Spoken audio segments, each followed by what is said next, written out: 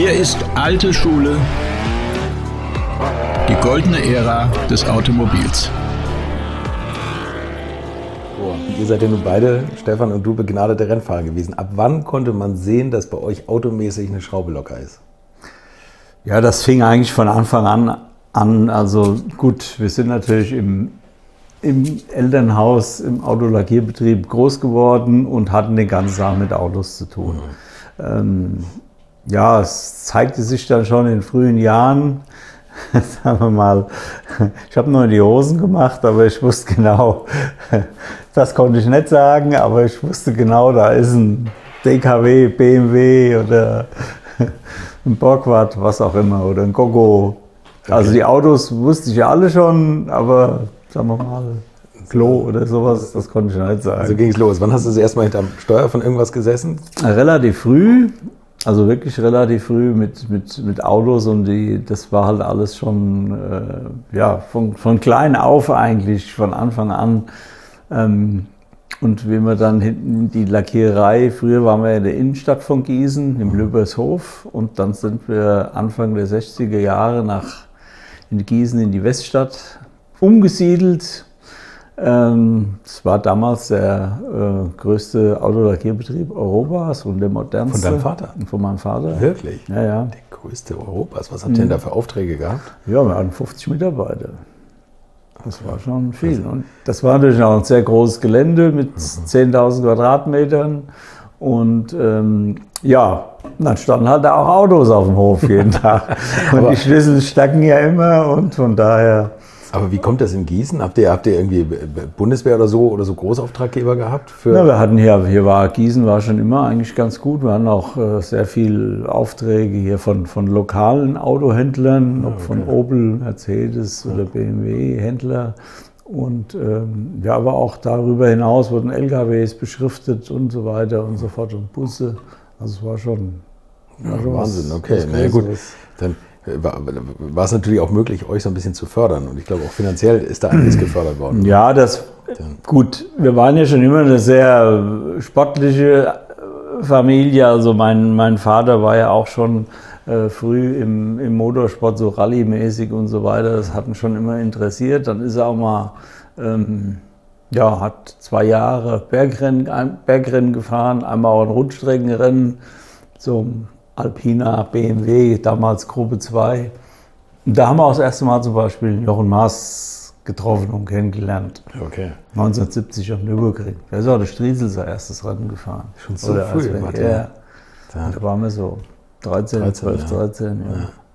Ach cool, waren das so eure Heroes? Striesel, Jochen Maas? Ja, das haben wir damals eigentlich noch gar nicht so gesehen. Also wir waren erst mal froh, wenn mein Vater gerade ausgefahren ist.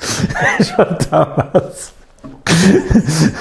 Und mein Opa mütterlicherseits, der Vater meiner Mutter, das war natürlich auch ein ganz toller Sportler, der war Radrennfahrer früher, hatte eine Bäckerei, eine ganz bekannte hier in Gießen, einen Kaffee.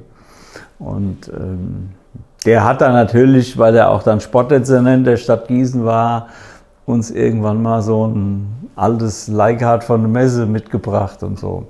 Aber mit 6, wie gesagt, hatten wir das erste Auto. Ich hatte das erste Auto, ein Gogo war das damals. Mit 6 schon? Mit 6 bin ich Auto gefahren. Ja. 7 schon LKW und so.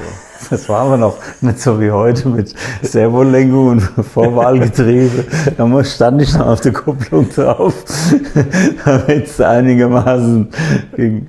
Und bist du auf dem Firmengrundstück gefahren? Auf dem Firmengrundstück sind wir da gefahren, klar. Und das Größte für uns war natürlich jeden Abend die Autos, die tagsüber auf dem Hof standen, die wurden natürlich auch aus Sicherheitsgründen abends in die Halle reingefahren. Das war natürlich dann unser Auftritt. Wir haben dann die Autos in die Halle gefahren. Mit 8 Jahren? Ja, so 7, 8 Jahren, genau. Wahrscheinlich 25 der 50 Mitarbeiter waren nur mit euren eigenen Unfallschäden. Nee. Da haben wir also, das war schon dann so, dass wir das sauber über die Bühne gekriegt haben. Also gut, okay. Also habt ihr wirklich früh ernsthaft schon hinterm Steuer gesessen? Naja, genau. Ja, Wahnsinn. Und dann hat euer Vater, oder habt ihr tatsächlich 1971 ein Kart bekommen, oder? 70 hast du gesagt, das war schon früher mit diesem Leihkart, aber du kennst die ja auch, Carsten, diese Messekarts. Da war ja so ein riesen Bumper drumherum, so aus richtigen Winkeleisen. Das haben wir erstmal abgeschraubt, da musste erstmal ein bisschen Gewicht. Gewicht war das. Ja. Und dann sind wir mit dem halt auch so über den Hof gefahren und draußen vorm Gelände. Das ging ja damals alles noch ein bisschen. Ja. Und war das für euch schon so ein Ziel, dass ihr gesagt habt, ach, Motorsport, das wäre auch ein Beruf? Das war eigentlich überhaupt im Hinterkopf gar nicht so. Also wir hatten eigentlich schon totalen Spaß daran. Wir sind damals ja auch schon aktiv Ski gefahren und Skirennen gefahren. Und also das war ja auch immer, was wir gemacht haben, war immer Competition-Wettkampf. War ja nichts so, einfach mal so irgendwie den Hang runterkommen oder da auch. Und so kam das. Und Anfang der 70er Jahre sind wir mal mit unserem Vater nach Oppenrot damals auf die Kartbahn. Und dann sind wir da mit dem Leihkart gefahren und dann, wie mein Vater so war, habt ihr nicht mal was Ordentliches hier für die Jungs?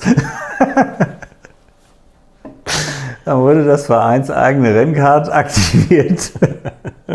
Ich musste mich reinsetzen, ich hatte überhaupt keine Ahnung. Ich bin zum ersten Mal mit starrem Antrieb und das andere hatte ja Fliehkraftkupplung, das Messekart. Ja, wurde ich angeschoben und dann hat es gebrummt und dann war es eigentlich schon dann klar. Aber das Gefühl da. Und das kommt mir bekannt vor. Skifahren und da schnell sein und ehrgeizig und dann Autofahren, das hängt irgendwie zusammen von der ganzen Bewegung, von dem Rhythmus her und so. Ja. Wer war denn bei euch der Ehrgeizigere, wenn es um Skirennen und so ging oder überhaupt dem hauseigenen Wettkampf? Ehrgeizig waren wir beide. Es war halt unterschiedlich. Ich war, sagen wir mal, der Fokussierte und Konzentrierte. Ich musste meine Ruhe haben und musste mich auf den Slalom oder auch später aufs Kartrennen dann konzentrieren und brauchte meine Ruhe. Und beim Stefan war es genau umgekehrt. Er hat dann nochmal einen Schneeball geworfen und da war das alles nicht so wichtig, da wie der Slalom da aussah. Er ist einfach an Start und ist dann runter. Entweder er kam unten an und es war von der Zeit her gut oder ist nach dem zweiten Tor ausgeschieden. Also er war mehr so der Harakiri-Typ. Ist das so, genau. Also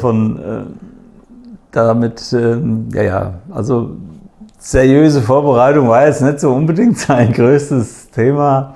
In dem Fall, später auf jeden Fall. Ja. Aber so war das. War einer von euch mutiger? Mutiger war vielleicht der Stefan, das weiß ich jetzt nicht. Aber die Ergebnisse auch beim Skifahren waren halt auch immer so, dass ich habe auch oft gewonnen oder meistens und er hat aber auch immer mal gewonnen. Also so, das war schon verteilt. Also wir sind ja damals zum allerersten Rennen, das war so eine Bezirksmeisterschaft. Da waren wir hier in Gießen im Ski- und Kanu-Club Mitglieder in Gießen und hatte dann der Skitrainer gemeint, da fahrt mal hin, aber da braucht ihr euch keine Gedanken machen, das sind schon viele dabei, die auch schon das bisschen länger waren und die können das auch gut. Naja, egal, wir sind hingefahren nach Züchen. Also um es abzukürzen, ich habe zweimal gewonnen, Stefan einmal, das Thema weiß ich. Also Slalom und Abfahrt hat ich gewonnen und er hat Riesenslalom gewonnen und dann war es gut. Ja, okay. War der Ton gesetzt. Da war das schon mal Ruhe. Abgeklärt. Habt ihr den nächsten Sport gesucht, den ihr abräumen könnt. Skifahren war zu langweilig. Ja, ich meine, da kann man ja fast dann von einer Profi-Skifahrerkarriere irgendwie träumen. Aber naja, gut, also wir sind in Gießen auch schwierig. Ne? Ja, aber der Grundstein zu dem Ganzen wurde natürlich in der Wildschönau gelegt, in Österreich, in Tirol. Und da sind wir ja, wir sind eigentlich über meinen Patenonkel, den Karl-Ludwig Fetzer, dahin gekommen. Und meine Eltern, die waren ganz eng befreundet und so kam das und das sind wir halt schon mit 4, 5 Jahren standen wir schon auf Skiern. Es war halt natürlich alles nicht so, wie das heute ist mit Großliften und allem drum und dran, da mussten wir noch selber richtig ran. Ja, und durch den Tiefschnee stapfen, da gab es keine präparierten Pisten. Und wie kam dann der Sprung zum Motorsport? Also ihr habt dann dieses Kart-Thema irgendwann gesagt, das ist eher unseres. Ja, das war halt dann so, dass wir damals ja, dieses Leihkart von meinem Opa geschenkt bekommen hatten. Und wir sind dann mal nach Oppenrot mit meinem Vater und dann kam das einfach, dass ich da in diesem vereinseigenen Rennkart drin saß und bin gefahren und habe gesagt, auch das funktioniert ja doch gar nicht so schlecht. Ja. Und so kam das dann. Dann sind wir, waren das 72, Ende 72 zum Adolf Neubert, zur Firma Eurocard gefahren nach Otzberg und haben uns dann da mal informiert über das Ganze. Und kurz vorher war auch Konfirmation, da gab es Geld. Also es war jetzt nicht so, dass mein Vater gesagt hat, hier, sucht euch mal was aus, ich zahle das. Nee. Wir mussten unsere Karts selber kaufen. Und so fing das dann an. Natürlich die Motoren und später zum Rennen fahren und so weiter, das war ja dann alles klar. Ja. Aber das waren so die Anfänge. Da muss man schon jeden Monat eine Konfirmation feiern. Ja, sonst wird es schwierig. Der Grundstock war gelegt, Chassis war vorhanden. Ja, okay. Habt ihr auch selber geschraubt am Kart? Ja, immer. Okay, alles klar. Also das habt ihr euch so selber angeeignet? Ich meine, wenn du zum Rennen gefahren bist, dann musst du einen Mechaniker dabei haben, sonst funktioniert das nicht. Und das fing ja auch an, wie wir zum allerersten Rennen sind. Beide, das war in Wegberg auf der Strecke da in der Nähe vom Hans Heyer. Ich wollte gerade sagen, ja, genau. Das war Niedergrüchten heißt die Strecke. Ja. Und das war unser erstes Kartrennen. Oder richtiges. Keine Ahnung. Ja, nee, stimmt, aber wir waren da gerade so, und uns haben wir einfach gedacht, jetzt fahren wir los. Aber wir hatten dann 2 Jungs, die da mitgefahren sind, hier von Oppenrot, die auch vom Verein waren. Und dann haben die gesagt, ja, Moment mal. Habt ihr Regenreifen? Habt ihr auch mal eine Übersetzung? Wir hatten ja nur das eine, was wir da hatten. Ja. Wie Regenreifen. Ja, wie sieht das überhaupt im Gewicht aus? Ihr müsst ein Mindestgewicht, das beträgt 120 Kilo zu jedem Zeitpunkt des Rennens. Ja. Und Stefan war ja damals wirklich klein und... Ja. Also das Kart war viel schwerer nachher mit den Bleigewichten, die wir da dran geschraubt haben beim Stefan, als er selber und das konnte man kaum heben. Das brauchst du nicht unter die Handel, da war mal das Kart gehoben. Das Kart anschieben. Und so fing das an. Also sind wir dann losgefahren nach Niedergrüchten. Habt ihr da auch schon gleich einen Eindruck hinterlassen? Also ich nicht so, aber der Stefan, weil der Stefan ist damals noch Junioren gefahren und ich war schon gerade so an der Grenze. Und das Jahr später hat sich das geändert, wird nach internationalem Reglement gefahren. Aber in dem Jahr ist er noch Junioren gefahren und stand gleich auf dem 2. Stadtplatz und ist auch super gefahren. Ist, glaube ich, hätte bald gewonnen noch das Ding. Also war schon super. Ja. Ohne Regenreifen seid ihr da durchgekommen? Nee, wir hatten Regenreifen. Die haben alles mitgebracht. Sonst hätten wir keine Chance gehabt. Und dann bist du aber tatsächlich, glaube ich, am Ende des Tages beim Kartfahren erfolgreicher gewesen. Und ja, das stimmt. Im Jahr drauf dann schon, genau, im Jahr drauf bin ich schon deutscher Juniorenmeister geworden. Ja. Und 75 war ich dann auch bei der ersten WM, bin dann schon Senioren gefahren. Die war damals in Paul Ricard, noch hier gegen alle, Andrea De Cesaris, Elio De Angelis, die ganzen Italiener. Später kam dann auch noch Ayrton Senna dazu und so weiter. Das waren gegen den bist du mal Kart gefahren? Ja. Alain Prost damals auch. Gegen den ist Stefan noch einen Kart gefahren, bei der Junioren-Europameisterschaft damals in Holland. Aber da hat der Prost gewonnen, der war schon gut. Wie war Senna und Prost, wie waren die so? Oder was haben die anders gemacht? Oder vom ganzen Auftreten her hat man da schon gemerkt? Nee. Da hat noch keiner an sowas gedacht. Nee, weil ich bin ja noch mit dem Terry Fullerton, das war ja der Kart-Mentor vom Ayrton Senna. Ja. Wir sind ja auch noch harte Duelle gefahren damals. Ja, unglaublich. Ja. Ne? Da sieht man, wie alt du bist. Ja, genau. Das merkt man gar nicht so. Genau. Bist du, also gegen Senna und Stefan, kommt man da schon so Vergleiche ziehen oder merken, wie ja, das war halt, ja gut, der Ayrton, der ist damals schon dann beim Fullerton gefahren mit DAP-Motoren, also DAP-Chassis, DAP-Motoren und so. Und ich hatte immer Birel Parella und also das war schon alles so. Fabis, die Fabis waren auch dabei. Okay. Theo Fabi. Theo und sein Bruder, der Corrado. Ja, okay. Ja, krass. Das waren so die Zeiten und gerade so Beppe Gabbiani, der ist ja dann mit dem Stefan noch bei Maurer im Formel 2 gefahren und Corrado Fabi zu der, ja, war 82, ist er im March Werksteam dann gefahren. Wir reden über 82 und es ist wirklich eine sehr kurze Karriere eigentlich mit Stefan zum Beispiel.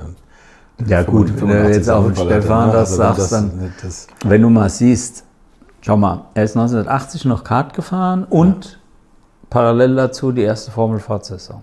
Ja. Ist im Kartmeister geworden und im Formelfahrt auch. Und 84 saß er schon in Formel 1. 83 schon Werksvertrag bei Porsche. Ja. 84 Formel 1, 84 Langstreckenweltmeister und 85 leider. Also ich meine, überleg mal, was dein Bruder oder überhaupt der Name Bellof, was der strahlt, aber wir reden über 4 Jahre, wo viele, die ihn heute anhimmeln, ihn gar nicht erlebt haben eigentlich. Also, ja, das stimmt. Das ist unfassbar. Ich erlebe es ja auch bei mir im Podcast, wo Leute mir immer schreiben und sagen, ach, wir saugen die Geschichten von Stefan auf und so und das wie alt bist du denn? Und dann guckst du da rein, irgendwie, dann sind die irgendwie gerade 20 oder so. Ne? Also eigentlich färbt das fast mehr als Michael Schumacher, finde ich so. Vielleicht auch, weil das so komprimiert war oder so schnell. Aber wir müssen das heute so ein bisschen parallel behandeln. Du hast ja also beides verfolgt und du bist dann in die Formel 3 gegangen. Ja, 78 bin ich nochmal Deutscher Meister geworden im Kart und bin dann in die Formel 3 und beim Bertram Schäfer, genau, mit meinem Teamkollege Hans-Georg Bürger. Unglaublich, auch so ein Talent. Und da war ich mit denen halt Markus Höttinger, mit dem war ich dann immer zusammen. Ja. Und Rainer Braun hat das. Der Rainer Braun, alles über den Rainer, der hat das alles. Was hat er in euch gesehen? Warum hat er euch so gefördert? Hat er das schon? Ja, der war auch schon so. Also Hans Heyer war auch immer ein sehr großer Fürsprecher. Okay. Und das muss man schon sagen. Wie das dann so war, dann war irgendwann nochmal das Geld all und bei mir lief das auch in der ersten Saison nicht so, wie ich mir das selber vorgestellt habe. Und P6. Aber wie. Oder? Ja. Es lief nicht so in Bellof. In Bellof-Sphären. Ja, und dann kam das halt, also ich bin mir ziemlich sicher, wenn ich jetzt da noch ein Jahr, wenn das geklappt hätte und ich hätte noch mal fahren können, das ist jetzt rein hypothetisch, aber das wäre auf jeden Fall besser gewesen. Aber das ist bei mir auch immer so, wie gesagt, im Kart war es genauso, 73 war einfach so ein Lernjahr. Aber 74 ging es dann. Ging schon ab. Aber ich meine, das ist natürlich auch extrem wenig Zeit, dass du nach einem Jahr wird da schon so halbwegs der Stecker gezogen, wenn es nur für Platz 6 gereicht hat in der Meisterschaft. Also ich meine, andere halten 10 Jahre durch, so halbwegs, ne, und dann kommen sie irgendwann mal unter die Top 5. Wie bei allem ist natürlich auch ein finanzielles Thema. Ja, klar. Also das hat noch bis dahin dein Vater auch bezahlt. Ne? Ja, hat schon auch richtig Geld da reingesteckt in eure genau. Karriere. Ne? Ja. Gut, aber mit so einer großen Lackiererei geht das natürlich auch. Ja, aber es war natürlich dann gut. Bei mir war es nachher so, dass ich dann schon aufgrund meiner Erfolge von Italien, also mit Werksmotoren unterstützt wurde und auch von den Chassis her, da gab es dann auch schon mal was. Also das ging dann alles. Aber trotzdem musste es irgendwie alles bezahlt werden. Ja, na klar. Wie war die Umstellung für dich vom Kart in Formel 3? Ich meine, da ist das schon... Das ist ja auch genau gutes Thema, Carsten. Das war natürlich ein Riesenschritt. Ja. Andere haben dann nochmal, was weiß ich, Formel Ford dazwischen oder so, irgendwas auch immer. Oder ich bin natürlich vom Kart direkt in Formel 3. Und das war natürlich schon eine große Umstellung mit allem drum und dran. Aber ich möchte das nicht kleinreden oder als Entschuldigung nehmen, das ist nicht der Fall. Also, ja, aber ich meine, das ist ja tatsächlich... Es hätte einfach... Es wird vielleicht doch ein Zwischenschritt gefehlt, weil du auf einmal hast natürlich bei Formel 3, hast du ja auf einmal so ein ganz komplexes Auto mit Aerodynamik, mit viel Verstellmöglichkeiten, wahrscheinlich mehr als beim Kart. Und da bricht ja dann auf einmal dann doch mehr Entscheidungen über dich ein. Ne? Das war ja auch der Grund, weshalb ich zum Stefan gesagt habe, du fährst dann erstmal Formel Ford. Ja, genau. Das war genau der Grund, das war halt das. Und das Zwischenschritt. Zum Glück haben wir da, also mein Auto aus dem 79er Meisterschaftsjahr stand damals bei der Harald-Erdl-Schau in Mannheim aus. Und da sind wir hingefahren, Stefan und ich, und Walter Lechner war auch da. Und so kam das. Und der Walter ist ja gegen mich, mit mir Formel 3 gefahren. Und dann habe ich gesagt, Walter, hier, das ist mein Bruder, lass den doch nochmal hier Formel Ford fahren. So kam das Ganze. Und dann sagte er, ja, komm her. Hier Ende der Saison, letztes Rennen Hockenheim, kleiner Kurs Hockenheim. Ich glaube, es war Ende Oktober oder Anfang November, ich weiß es nicht mehr genau. Haben wir gesagt, gut, was kostet das? 1.500 Mark. Eine Testfahrt oder das Rennen? Nee, so das Rennen, ja, okay. Also mein Vater 500, ich 500 und noch irgendein Freund von Mannheim hat auch nochmal 500. Das war das erste Rennen. Es hatte Stefan natürlich nichts gehabt, es wäre ja heute alles undenkbar. Und dann habe ich gesagt, hier ist mein Kombi, den kannst du anziehen, mein Fahreranzug und Handschuhe und Schuhe und einen Helm hat er ja gehabt vom Kart, aber das war halt alles so. So. Hemdsärmlich. Ja. Naja, lange Rede, kurzer Sinn, der Walter und ich standen auf dem Dunlop-Turm und haben uns das angeschaut. Da ist der verrückt geworden. Weil das saß zum ersten Mal im Auto und dann von 4. Stadtplatz oder so nach vorne und wieder gedreht. Das war ja widrigste Bedingungen damals. Kalt und nass und alles. Und wieder nach vorne und wieder als Erster über Ziel und wieder als 7. angekommen. Und dann ist er knapp Zweiter geworden. Aber man konnte durchaus ein bisschen Talent erkennen. Dann hat er gesagt, der fährt nächstes Jahr bei mir.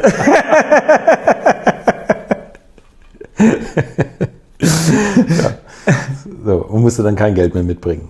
Das haben wir dann geklärt. Also wie gesagt, also Stadtgeld musste bezahlt werden, aber er musste alles Preisgeld abgeben. Da hat er gesagt, das ist egal, der schafft das, der gewinnt, dann passt das. Ja. Also es war auch, wie gesagt, auch heute noch vom Walter Lechner ein riesen Entgegenkommen.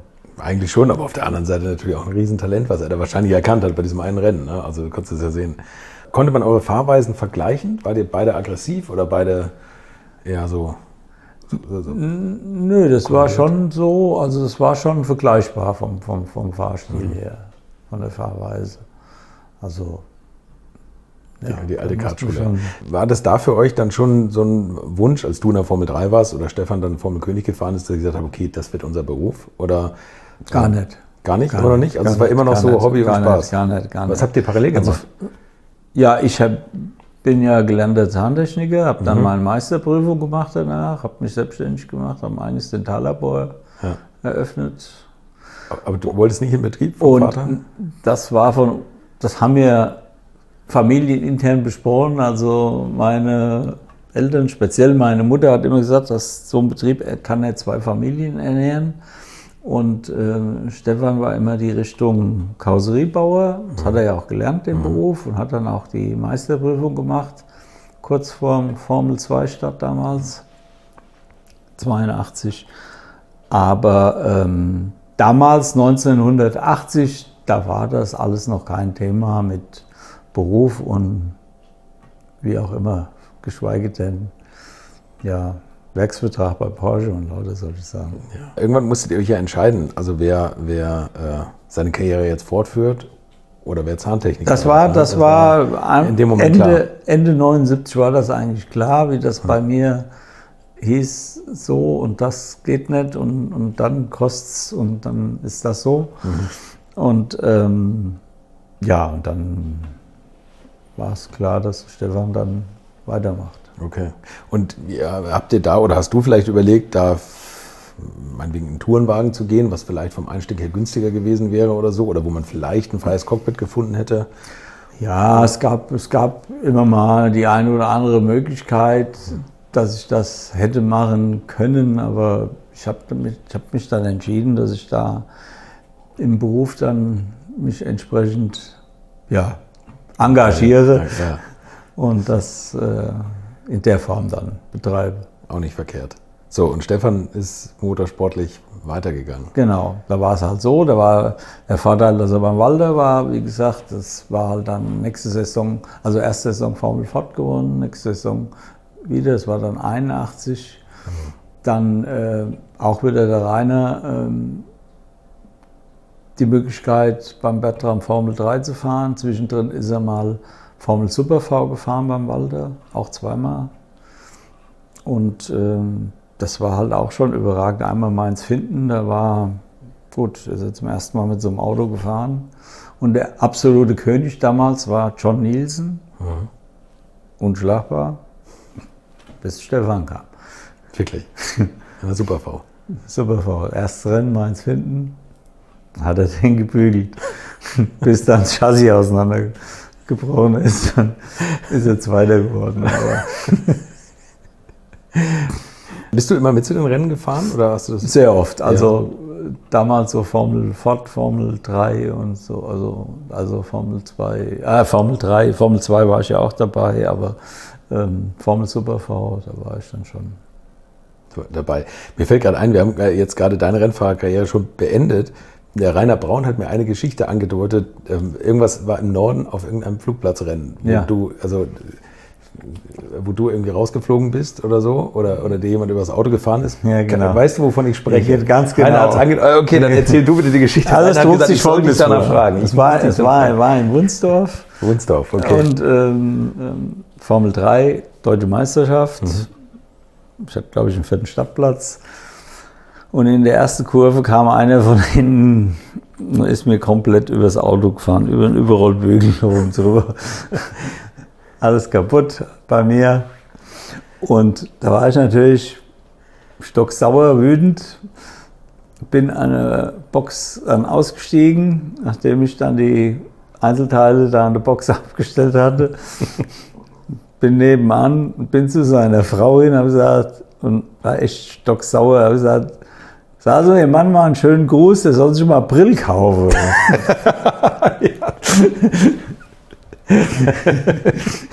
Okay. Ja, also hat er es gemacht? Aber also das weiß ich nicht und damit war für mich das Thema auch normal. So ein Blinder. Wenn ihr zusammen Rennen gefahren seid, Stefan und du, ne? Ja. Gab es da irgendwie so eine Dynamik oder habt ihr euch da immer gut verstanden? Oder gab es da so Tricksereien, wie man das eigentlich so vielleicht unter anderen Rennfahrern kennt, dass man sich so Tipps gibt, wo der andere dann eine Kurve etwas zu schnell nimmt oder so? Oder seid ihr unfair gegeneinander gefahren? Oder war das immer so ein familieninternes, so ein Abkommen, dass man sich da nicht in die Kiste fährt? Also wir haben das schon auch als Team betrieben, je nachdem, wer wo stand. Also trug sich einmal zu, Stefan kam später, der konnte zu dem Zeitpunkt nicht da sein, also zum Training. Das war übrigens auch in Niedergrüchten. Also um es abzukürzen, ich habe sein Kart abgestimmt und fertig gemacht. Okay. Und das war 74, genau, war Juniorenmeisterschaft damals. Bei mir ging es um die Meisterschaft.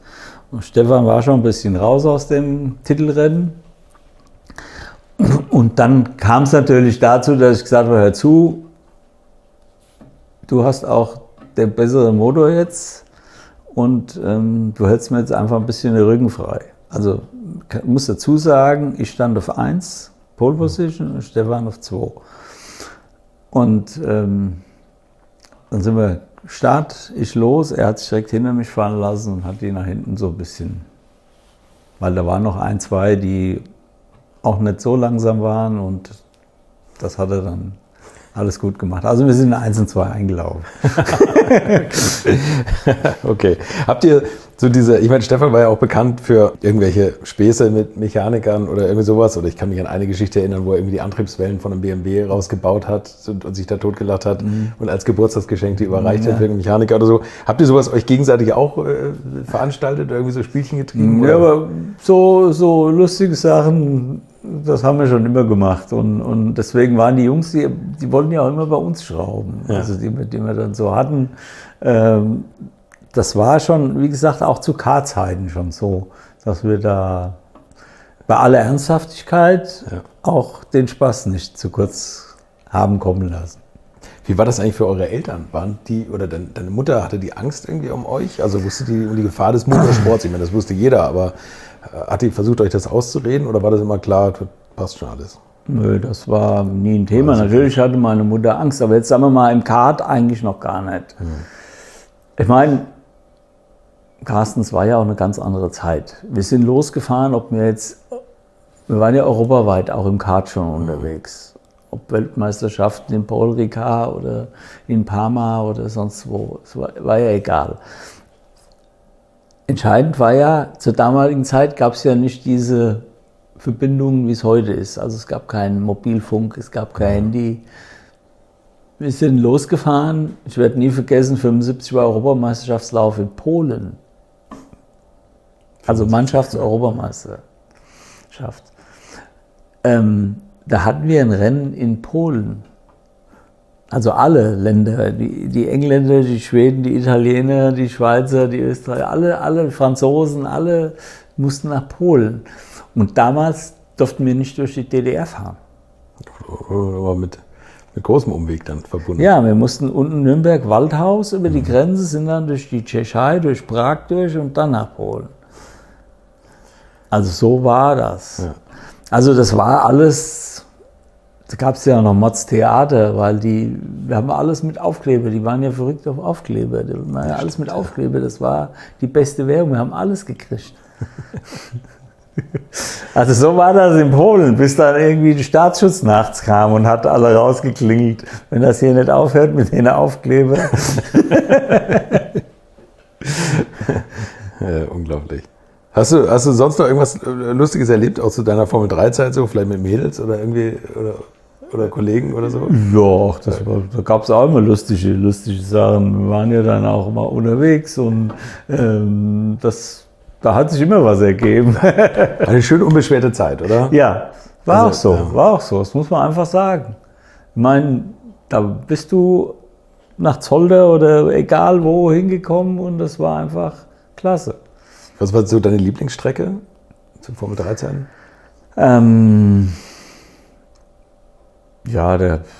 Also ich bin gerne am Nürburgring gefahren, ich bin ja noch die 300 Meilen, die Kurzanbindung, die kleine Kehre gefahren, das war ja alles noch vor dem großen Umbau. Ja. Und Zolder, es ist egal, Red Bull Ring, wir waren in Donington, wir waren in Silverstone, also es war schon einfach super. Und Österreich am heutigen Red Bull Ring, damals A1 Ring, es war auch beides und Silverstone auch, war beides Rahmenrennen, großer Preis von Österreich und von Großbritannien. Also das war schon Monaco. Monaco werde ich auch nie vergessen, wie ich da Formel 3 gefahren bin. Also das sind einfach sensationelle Sachen gewesen. Ja, das stimmt. Wie war Rainer übrigens, ich rede mit Rainer immer über jeden Rennfahrer, jetzt müssen wir mal ein bisschen über Rainer reden. Ja, genau. Oder? Also der hat ganz euch wichtig. Immer unterstützt. Also, und der hat euch ja, glaube ich, auch medial natürlich unterstützt mit der Autozeitung. Finanziell war ja auch immer auf deinem Formel-3-Renner ein Autozeitungsaufkleber drauf. Was konntet ihr euch noch so vermitteln? Also der hat euch, glaube ich, so ein bisschen medial geschult. Nicht nur das, der war ja auch, wir hatten ja einen Vertrag mit dem Rainer, war ja auch ein Manager. Du sagst es so komisch. Ja, er war ja auch Manager. Ja. Nein, ich meine das wirklich voller Ehrerbietung. Also das war einfach so und der hat da nichts verdient an uns. Nee, ich weiß. Das war ja nichts, weil es kam ja nichts rein. Aber der hatte die ganzen Kontakte, ne? Aber Rainer hatte einfach die Kontakte. Und das ist einfach so. Und der hat damals, wie ich schon gefahren bin, oder später der Stefan, ob das der Domingos Piedade war oder der Dieter Stapper, der hat gesagt, da musst du mal gucken, schaut euch den mal an, wie fährt denn der da und so weiter. Also diese Verbindungen dann, die hatte halt der Rainer. Einmal hat er die Seele von Stefan an den Teufel verkauft, der ist bei Gelo Racing gefahren, oder? Ja. Das war dann Formel 3, ne? Ja, also, da kommen wir jetzt dazu, 1981 war das. Also, mein Motor stand noch da, beim Bertram. Und dann hatte der Rainer mit dem Bertram gesprochen und der Bertram hat gesagt, okay, also für 2 Rennen, das passt. Und das kriegen wir hin. Und dann ist der Stefan gefahren und das war auch sensationell, kam da an und Rainer hatte schon vorher gesagt, Stefan, tu mir einen Gefallen, nicht so despektierlich da reden, der Bertram ist mit seinen Autos ein bisschen Ding, also nicht halte ich ein bisschen zurück. Na gut, Stefan kam an, guten Tag, ich bin Stefan Belloff, wo ist denn der Kübel, mit dem ich fahren soll? So fing es an. Naja, da war das schon mal ein bisschen...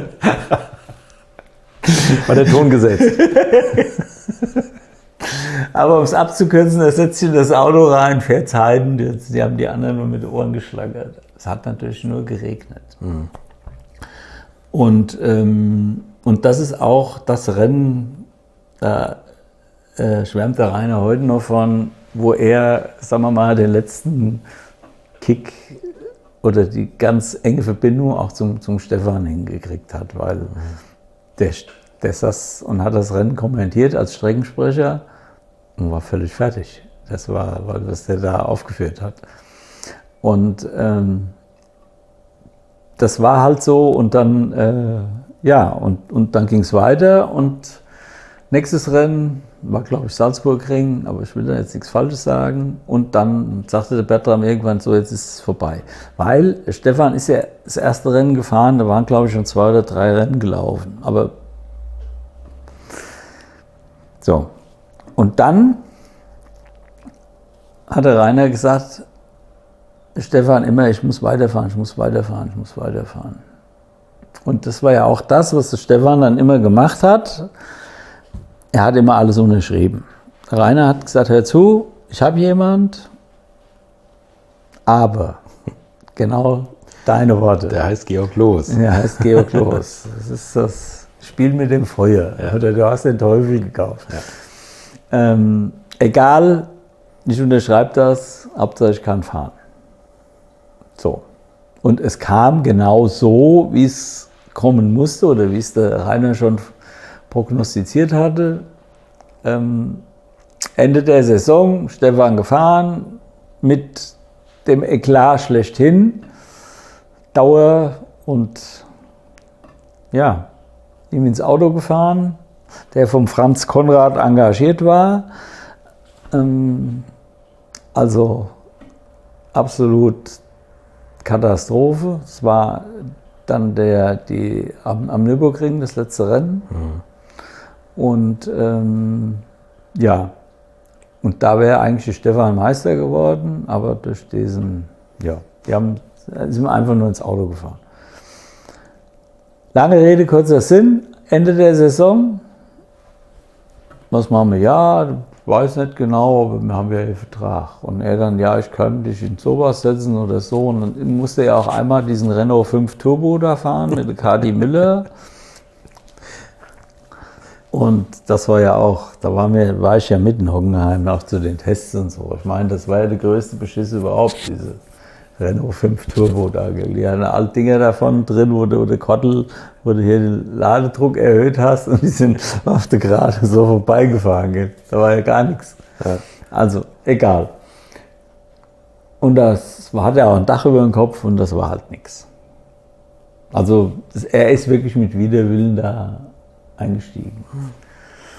Und ja, und so setzte sich das dann fort und dann kam das Jahr 82 und da war dann nichts und dann kam es ja zu diesem Gerichtsverhandlung in Köln, wo er nochmal 37.500 Mark zurückzahlen musste, die er auch nicht gehabt hat. Der hat 1982 noch kein Geld gehabt. Also wer hat das dann bezahlt? Ja, er musste irgendwie abstellen. Ja. Also von meinen Eltern hat er nichts gekriegt. Gab's nichts? Nee. Also ein Stefan Belloff hatte 1982, stand ohne irgendwas da. Genau. Und dann, aber dann war wieder der Rainer. Also es war Ende 81, Anfang 82. Dann kam der Rainer und der hatte damals mit Willi Maurer immer gesprochen. weil er gesagt hat, es gibt niemanden in Deutschland. Es gibt keinen Deutschen, der fahren kann. Formel 2. Naja. Dann da sagt Stefan zu mir, wir müssen losfahren. Sag ich, wie? Also, egal, wir haben uns nachts ins Auto gesetzt und sind nach Paul Ricard gefahren, zum Testfahrt. Formel 2. Also das war zu der Zeit, da musste ich ja immer dabei sein. Das war ja auch gut. Also haben wir uns damals in eine Alpha Sud gesetzt und sind nach Paul Ricard geballert. Das war euer Wagen? Alpha Sud? Stefan hat einen Alpha Sud gehabt. Okay. Wir nach Paul Ricard und da war das Team Maurer in dem Verband. Beppe Gabbiani hatte schon unterschrieben, der war auch da und wir kannten uns ja vom Kartfahren. Das ist kommt immer wieder alles zusammen. So. Dann hat Stefan die Testfahrten gemacht, überragend. Die waren super happy und zufrieden. Was sich ja dann auch bewahrheitet hat, weil er hat ja dann in der Saison, ich glaube, der Jochen Rindt war der Einzige, der das auch gemacht hat, dem das auch widerfahren ist, dass er die ersten beiden Rennen gewonnen hat. Kam nach Silverstone, gewinnt und in Hockenheim dann, da ist die ganze Motodrom explodiert. Ich meine, der ist die Strecken ja das erste Mal gefahren eigentlich, ne? Nee, Silverstone ist das erste Mal gefahren, das stimmt. Hockenheim nicht. Nee, okay. Aber das war ja noch Hockenheim, richtig, hinten mit den Geraden in den Wald rein und so. Wir zurück und dann war die Hängepartie, klappt's nicht. Ja, dann hat er auch wieder unterschrieben, dann musste er ja. Ja, klar. Ja. So, und dann hat er ein Cockpit. Und dann ist er Formel 2 gefahren, dann kam das, stand Belloff in allen Zeitungen, auch auf der Bild-Titelseite. Und dann kam auch wieder über den Rainer der Manfred Jantke, Porsche. Und so kam er zum ersten Mal dann mit dem Krämer in Verbindung. Und da hat er diesen 936er gefahren, dieses Meisterfoto-Auto. Damals auch in Hockenheim. Und ist mit dem Rolf Stommlen schon diesen CK5, hieß der, glaube ich, gefahren. Diese Eigenentwicklung von denen. Übrigens damals auch in Spa. Ja, und dann kam Porsche und so ging es dann weiter. Stefan hatte einmal schon einen heftigen Unfall in Spa. Vorher. Auch in der Eau Rouge mit Formel 2. Formel 2. Hat da mal kurz... Volles Aquaplaning. Ja. Gab es da mal kurz so ein Umdenken? Da stand das Auto oben auf der Leitplanke. Ja. Stimmt. Hat er da mal drüber nachgedacht, was Eau Rouge so beinhaltet und was der Motorsport beinhaltet an Gefahren? Also es ist so, natürlich denkt man in dem Moment da mal drüber nach, aber wenn du dich wieder ins Auto reinsetzt, dann kannst du nicht daran denken. Ja, klar. Weil da bist du so konzentriert und fokussiert auf die ganzen Dinge, die du da abzuarbeiten hast und zu machen hast. Da kannst du an alles denken, aber nicht, was wäre, wenn. Hattest du mal einen schweren Unfall? Nein, toi, toi, toi, nie. Wir haben mal mit dem Kart überschlagen oder so oder irgendwas. In den Kühlrippen habe ich mich immer verbrannt. Aber das war alles. Geht noch. Ja. Stefan hingegen ist ja dann auch, wie war es denn im Sportwagen? Also er hat bei Porsche unterschrieben, waren ja auch Autos mit Dach. Ja, aber das war was anderes. Das war ja ganz Ground-Effekt-Autos, die ersten richtig schnellen Autos. Das war ja richtig, das war ja schon Wahnsinn. Und dann, ja, dann kam natürlich, dann durfte ich auch mitfahren, er hat mich mitgenommen, wie er damals seinen Dienstwagen abgeholt hat, den 928. Und das war auch total lustig und schön, also hin.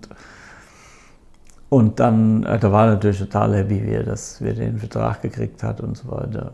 Und ja, und so ging es dann weiter. Und dann war mit dem Klaus Bischoff halt auch eine ganz enge Sache, auch die Mechaniker und alles. Das war halt schon bis heute. Was war das mit dem Klaus Bischoff? Ja. Was war die besondere Beziehung zu ihm? Also das war ja wirklich ein Herz und eine Seele, die haben auch immer zusammen gewohnt. Also nicht zusammen, aber immer irgendwie übernachtet bei dem anderen. Ja, so. Ja. Was war das Besondere an Klaus Bischoff? Ja, dass die einfach so auf einer Wellenlänge waren. So mit allem, mit dem Spaß, mit dem machen und gucken und das war halt einfach, die waren so auf einer Wellenlänge. Es fing schon an bei den Testfahrten. Porsche hatte dann eingeladen zu Testfahrten nach Paul Ricard, Anfang Saison 83.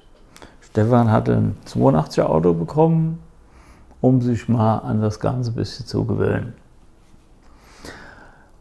Und der Klaus war bei ihm als leitender Ingenieur von dem und noch ein oder zwei Mechaniker. So, das war die Gruppe Belloff und die anderen X-Mars, Bell, die sind dann mit den aktuellen Autos gefahren. Dann kam auf einmal der Herr Falk um die Ecke. Herr Bischof, so geht das nicht. Sie verheizen ja hier alles. Das ist ja unmöglich, die Zeiten, die der fährt. Was machen Sie denn hier? Und dann sagte Klaus Bischof, Herr Falk, schauen Sie sich an, die Reifen, ist alles in Ordnung, da ist nichts abgefahren oder so. Oder über die Maßen strapaziert oder sonst irgendwas. Das ist alles in Ordnung. Ja, das gibt's doch gar nicht. Wir kann dann so Rundenzeiten fahren, nehmen Sie doch mal zurück. Also er ist ja dann schon mit dem alten Auto schneller gewesen als die anderen mit dem neuen. Die anderen mit dem neuen Fahrzeug. Der neue Fahrer mit dem alten Auto als die alten Fahrer mit dem neuen Auto. Ganz sozusagen. genau. Ja. Also die Erfahrenen. Ja. Ja, und dann kam das erste Rennen Silverstone wieder. Und es war so, Rothmans war seiner Zeit schon sehr weit voraus mit hier Video, Film und so weiter. Jetzt wollten die natürlich auch, dass beide Rothmans Autos in der ersten Startreihe stehen. Und es war so, X-Mars war die Kombination und Bell Belloff. Und es hieß natürlich, dass der Derek Bell die Zeit fährt für die Startaufstellung. Und damals war es ja noch so, dass es Qualifiers gab. So. Es waren 3 Satz und die Zeit hat von hinten nicht gepasst. Und dann hatte Klaus wieder gesagt, also so der offizielle Weg ging nicht. Dann hat er den Rothmans-Mann auf die Seite geholt, den Pressechef, und hat gesagt, du gehst jetzt mal zum Herrn Falk und sagst, der Belloff muss in das Auto, ich will hier vorne 2 Rothmans-Autos haben. Weil es stand ein Rothmans und ein Marlboro-Auto vorne. Stefan Johansen saß dem anderen. Und dann wurde dem nachgegeben, Stefan sollte ins Auto, dann haben die sich mit dem Dunlop-Techniker zusammengetan, haben aus den 12 Reifen die 4 besten rausgesucht. Hat aber gesagt, hör zu, Stefan, eine Runde, mehr ist nicht. Das kannten wir aber alles schon vom Kart und so weiter, von früher. So. Und dann ist er halt 2,5 Sekunden schneller gefahren. 2,5 Sekunden als der amtierende Weltmeister. Das war natürlich. Das ist unglaublich, ne? Boah, das kannst du heute noch anschauen auf YouTube. Der ist 1,1 Sekunden schneller gewesen als der damals aktuelle Formel 1 Rundenrekord. Unvorstellbar. Aber auch was man aus den Kisten rausquetschen konnte. Ne? Ja. Also 1960, So, das war das erste Rennen. 83. Dann haben sie auch noch gewonnen. Und dann das nächste Rennen war Nürburgring, wo er dann im Training da die Runde gesetzt hat. 6, 11, 13. Die heute noch ihre Gültigkeit hat. Absolut. Ja. Auch wenn manche meinen, andere wären schneller gewesen. Es gibt nur einen Rundenrekord, das ist die offizielle Rundenzeit. Wer meint das? Du meinst jetzt der 919-Rekord. Das mit dem 919. Ja, gut, aber das sagen die ja selber. Das war ja außerhalb des Verkehrs, ein reines Laborauto. Richtig. Was außerhalb jedes Qualifyings kein gefahren homologiertes ist. Ne? Fahrzeug. Ja. Ich meine, die Leistung von Timo Bernhard ist unfassbar, wenn man das Video Wahnsinn. Ich habe ja auch mit Timo gesprochen. Ja, ich weiß, genau, dass der überhaupt noch die Strecke trifft. Aber er sagt es ja selber auch. Ne? Also das ist keine Belloff-Zeit und es ist auch nicht damit zu vergleichen. Es ist einfach nur mal zeigen, was technisch machbar ist. Aber wenn du dann nochmal überlegst und schaust dir mal die Rundenzeit vom Stefan an, die 6, 11, 13. Was er für einen Verkehr hatte, Ja. ich war ja dabei, er sagt zu mir, das ging alles noch schneller, weil wen der alle noch überholt hat. Ja. Ich meine, das andere war ein Labortest. Ja, klar. Da war ein Auto auf der Strecke mit Reifen für eine Runde. Fertig. Im nicht homologierten Fahrzeug. Ja. Und da, 30 Jahre später. davon sprechen wir, Also, mit einem Asphalt und allem. und die Reifentechnik und alles. Ja, Das- genau. Ja, Und dann waren es 45 oder 50 Sekunden, ja, die er schneller war. Ja. ja. Irgendwie so, ne? Ja. Ich meine, ja. Es sieht aus wie ein Zeitraffer, aber das von Stefan ist eine Zeit, die unfassbar ist. Ja. 6,11. Genau. Also, das kann man sich wirklich gar nicht vorstellen. Und wie gesagt, dieses 30 Jahre ältere Auto, die alte Reifentechnik, der schlechtere Asphalt, Verkehr. Ja, das ist eine unglaubliche Zeit. Nichtsdestotrotz hat er sich auch da am Nürburgring nachher im Rennen auch wieder wehgetan. Ne? Ja. Also das war schon nicht so. Da war auch nicht so, das war nicht so ganz ohne. Das ging auch nicht so ganz an ihm vorbei, weil da war ich ja dabei. Ja. Also, ich meine, wir waren alle froh, dass nichts passiert ist. Und Das Auto sieht aus wie eigentlich. Vorteil, dass er rechts saß. Links war ziemlich kaputt. Das ist links die Leitplanke, ja. Und, aber ja, das ist halt, wie auch immer, das war auch kein Fahrfehler, da bin ich 100% dabei, aber das war halt dann, warum auch immer, Ja, egal. gerade kein Fahrfehler ist ja oftmals für Rennfahrer schwierig, weil wenn sie einen Fahrfehler begehen, dann können sie darüber nachdenken, das reflektieren und sagen, okay, den Fehler mache ich nicht mehr. Wenn es ein technischer Defekt ist, dann sagst du ja eher, Na, technisch war auch nichts Also, am Auto, das war alles in Ordnung, aber Tipp war einfach, dass da irgendwas mit der Luftströmung dann abgerissen ist und dass das dann passiert ist. Das war bei so einem Ground-Effekt-Auto. nicht so schön. Auf einer Strecke ohne Auslauf. Ja, Und natürlich, hat er sich da Gedanken gemacht, dass das, also ich meine, es gab ja damals schon die ersten Chassis, die vielleicht ein bisschen stabiler sind als so zusammengenietete Alubleche. Hat er sich da Gedanken drum gemacht, dass das also auch ein gefährliches Auto sein kann, gerade mit diesem Ground-Effekt, mit diesen hohen Geschwindigkeiten, diesem eigentlich sehr fragilen Chassis, und dass das auch nicht so gut ausgehen können? ja, natürlich, aber er kann ja jetzt nicht hergehen und kann sagen, ich hätte gerne Carbon-Monocoque hier.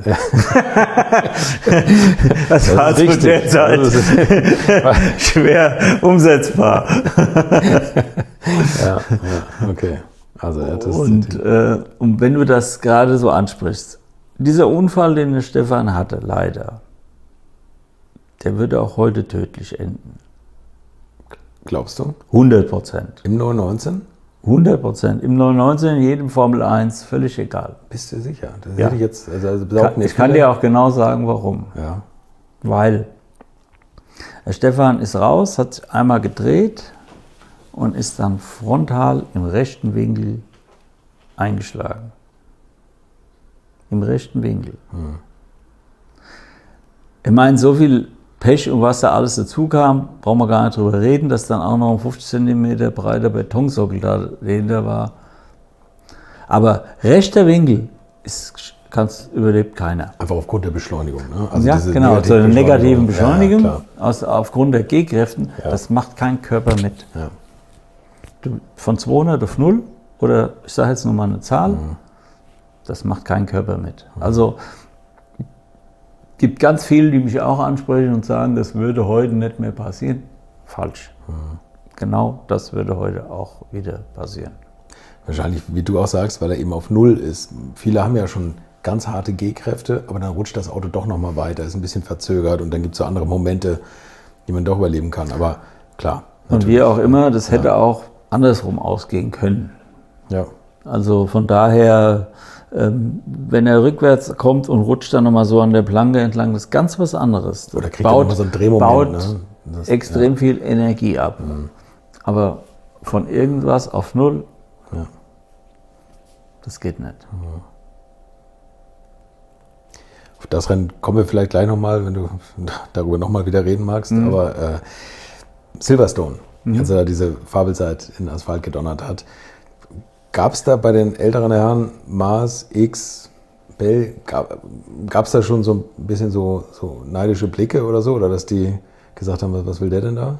Ja, klar. Weil es gab ja immer so ein bisschen, auch jetzt natürlich ist das diese tragische Figur in dieser ganzen Geschichte, Jackie X, den er ja immer Jakob genannt hat und so. Also hat er das ausgenutzt, also Stefan, dass er den manchmal so ein bisschen so gezeigt hat, irgendwie, guck mal hier, wie leicht ich euch schlage?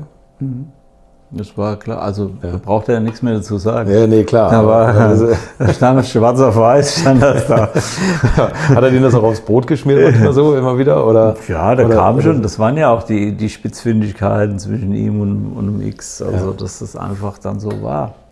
Dass die dann, klar, ich meine, musst du mal gucken, Jackie X war unangefochtene Nummer 1, der Grand Seigneur bei Porsche und dann kommt so ein junger Kerl und zeigt dir mal, was man mit so einem Auto machen kann oder wo der Hammer hängt. Ich sag's mal ganz so plastisch, so einfach mal. Ja. Aber genau das ist der Punkt.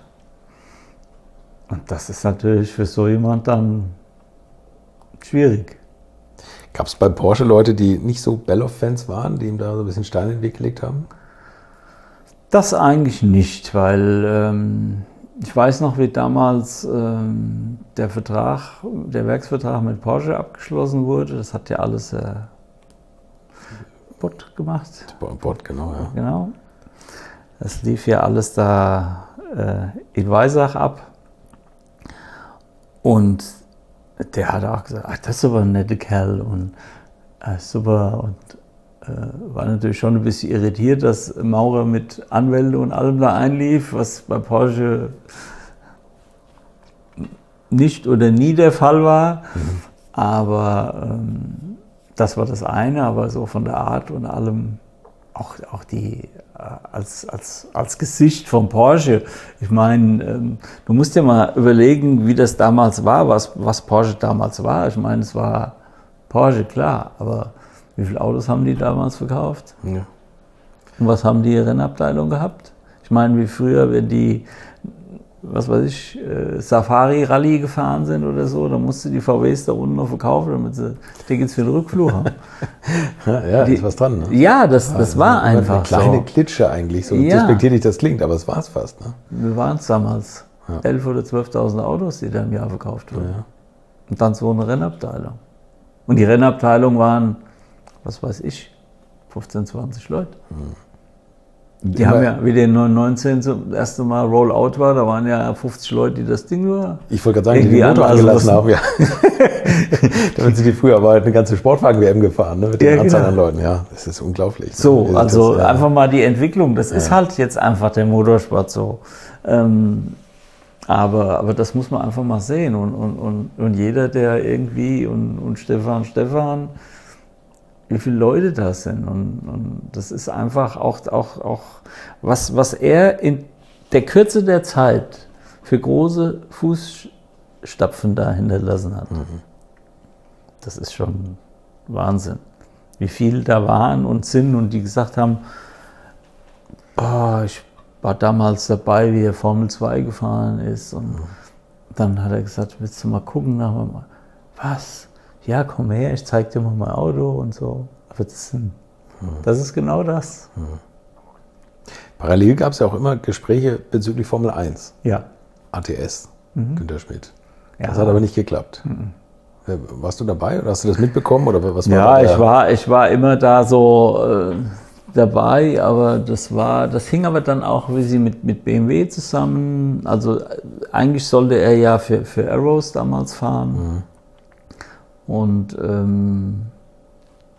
ich war dann bei den Gesprächen, war ich natürlich überhaupt nicht dabei, aber was jetzt dann der Hintergrund war, wie auch immer. Aber da war, wie gesagt, der Dieter Stappert war damals da. BMW-Sportchef damals. Federführend mit dabei. Aber ja, so war es. Gut, er hat das dann mit Tyrrell gemacht und hat ja auch allein Monaco 84. Im Regen. Ja. War auch wieder mit Jackie X, ne?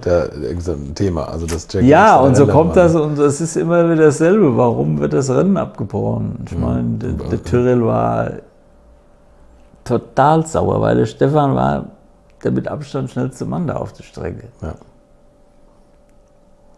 Aber wie gesagt, es wurde abgebrochen und Rennleiter war der Jackie X und so kommt eins zum anderen. Ja. Wie war es für ihn, Formel 1 zu fahren?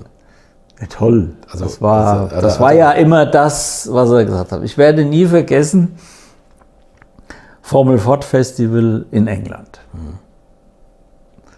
Also das Weltfinale. Gegen alle.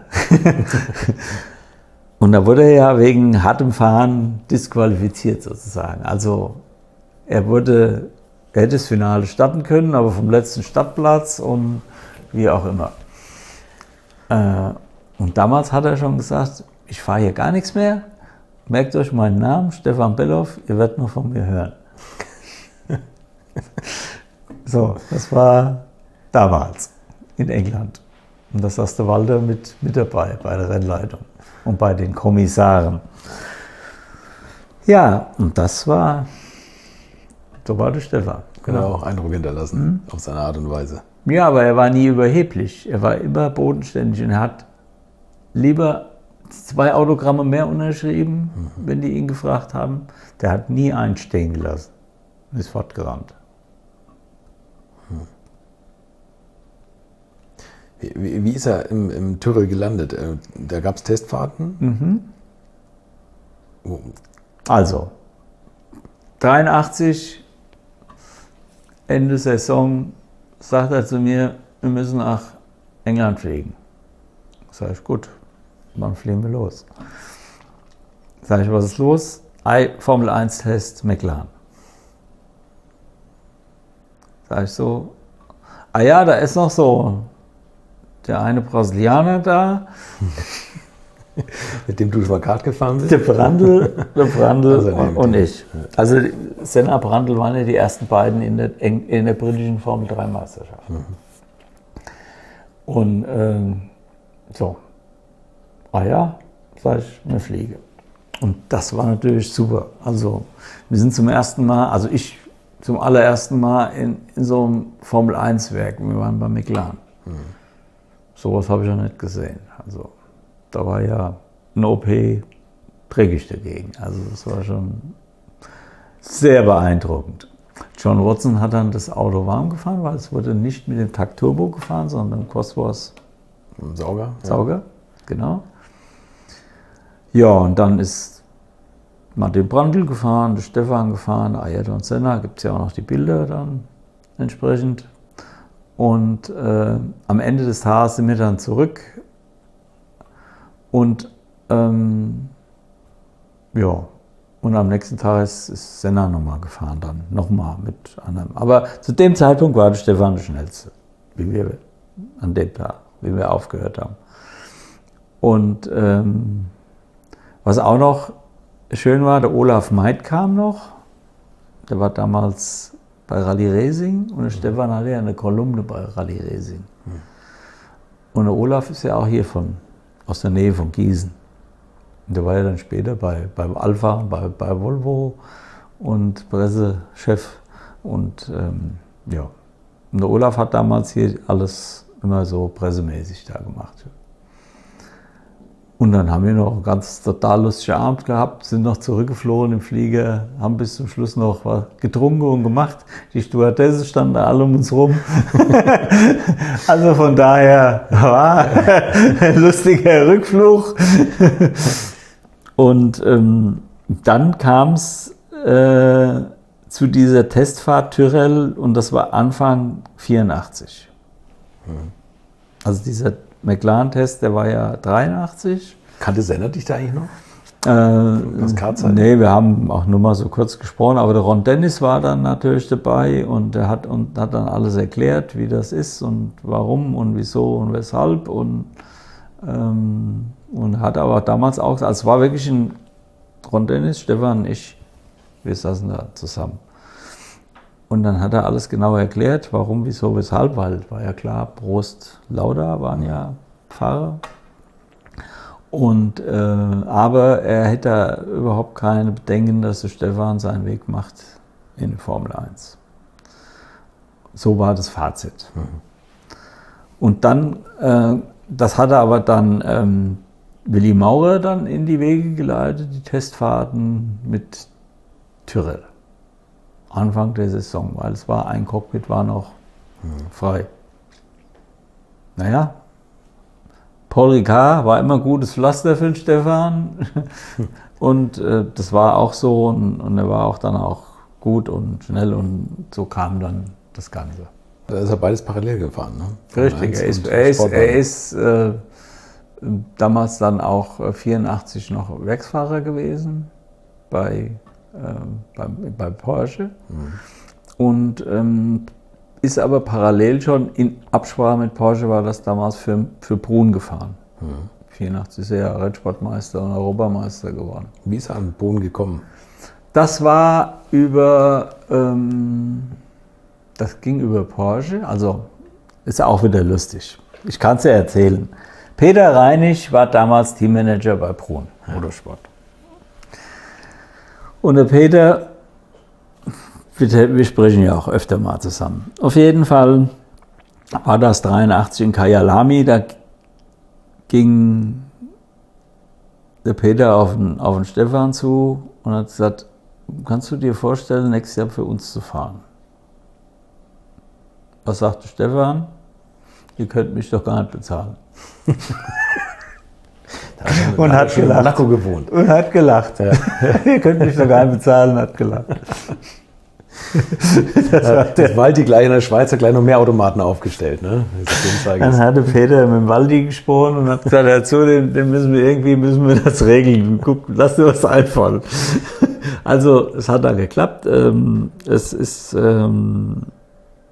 ja, er hat dann den Vertrag gekriegt mit Brun, war aber auch vorher noch beim Jöst, hätte er auch fahren können. Und beim Jöst ist er nicht gefahren, weil der Klaus Bischoff da nicht mehr war, oder? Mhm. Ja. Das war dann das Thema Klaus Bischoff. Also kommt ja immer wieder alles zurück. Das ist ja so verrückt, oder was das für kleine Nuancen sind. Er hat gesagt, es war so, der Klaus hatte früher mal für den Jöst immer mal geschraubt und sie sind sich dann uneins geworden. Sag's mal so. Und dann sagte Stefan, hör zu Klaus, ich kann beim Jösten, kann auch bei Brun fahren. Sagte Klaus, hör zu, du kannst machen, was du willst, aber wenn du beim Jöst fährst, kann ich dir nicht mehr helfen. Alles gut, dann fahre ich beim Brun. Okay, ja. Wie war das denn bei Brun? Also, als sie dann das Geld zusammengekratzt haben, oder aus dem Automaten rausgezogen haben, kann man sagen, wie viel das da ging? Oder wurde das pro Rennen bezahlt? Es wurde pro Rennen bezahlt, aber wie viel es war, weiß ich nicht. Der war auf jeden Fall der Bestbezahler, weil jeder andere Fahrer kam immer um die Ecke und sagte, was kriegt denn der Belloff, was kriegt denn der Belloff? Also er war der bestbezahlte Fahrer am Feld. War ja auch. Ja. Auch der beste Fahrer. Ne? War ja auch der beste Fahrer und der schnellste. Ja. Wie fand er die Arbeit oder die Wochenenden bei Brun? Sehr gut. Also es war einfach, und auch die Jungs, ob der Rudi Walsch oder auch der Peter oder so, und vom Waldi natürlich sowieso, Brun, das war halt alles... Ja, mega. Ganz spezieller Rennstall, oder? Ja, aber das war top. Und auch die Zusammenarbeit mit Terry. Es waren genau die richtigen. Terry ist ja, mit dem er das Auto geteilt hat, ne? Ein ganz ruhiger, eher zurückhaltender Mensch. Und der Stefan ist ja genau das Gegenteil. Also, und das hat sich dann ja als Team mega ergänzt. Hatte er 1985 eigentlich schon einen neuen Formel-1-Vertrag unterschrieben? Auch dann kommen wir gleich mal zu dem letzten da vor Spa. Ja. Es war so. Es trug sich ja Dinge zu und das hat sich ja sowohl im Vorfeld als auch dann in Spa während dem Rennen, die es eigentlich gar nicht gibt. Das hat Peter Reinig hat mir dann noch einiges gesagt, was in Spa alles passiert ist. Und Und im Vorfeld war das ja schon so. Er hatte damals ein Auto und ein Bitter. Und war auf dem Weg nach Frankfurt zum Flughafen und das Auto ist in Butzbach stehen geblieben. Ja. Dazu muss ich aber noch sagen, er wollte das Rennen gar nicht fahren. In Spa. Und Thierry hat ihn dann angerufen und hat gesagt, hör zu, fahr, es ist mein Heimrennen, ich brauche dich da dabei. Und dann hat er gesagt, nee, es geht nicht, ich habe Formel-1-Test drüben in Brands Hatch oder ich weiß gar nicht, wo sie gefahren sind und muss dann zurück und bin dann nächste Woche noch wieder Formel 1 unterwegs. Nee, ich habe auch Formel 1-Test mit Arrows und ich mache gerade meinen Flugschein und ich nehme dich dann mit rüber. Also gut, hat er gesagt, ich fahre. So, das war das Erste. Dann verreckt das Auto in Putzbau auf der Autobahn. Es gab Bitter, wie du gesagt Bitter, hast. Ja, also, weißt du, von Erich Bitter. Vom Erich Bitter, ganz so genau. ist Stefan Bellof gefahren. Genau, ja. Weil Porsche musste er ja abgeben. Als Dienstwagen. Das stimmt. Wenn man Porsche abgeben muss, dann liegt ja nichts näher als ein Bitter. Ein Opel. So, genau.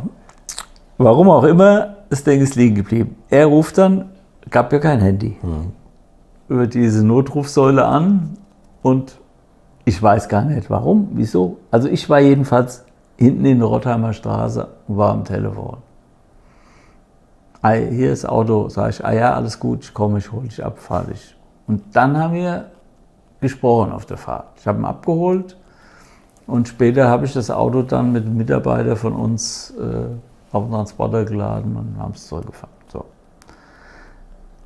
Dann hat er mir gesagt, Goa, ist alles klar, nächstes Jahr Ferrari ist jetzt unterschrieben und das läuft. Und ich habe eigentlich gar keinen Bock hier zu fahren in Spa. Aber ich mache es dem Thierry zuliebe. Ferrari Formel 1 Ferrari Formel 1 unterschrieben, ja. Und also ich wusste im Vorfeld, dass die in Gesprächen waren, das hat er mir alles gesagt und er war total happy und hat gesagt, alles unterschrieben, alles klar für nächstes Jahr.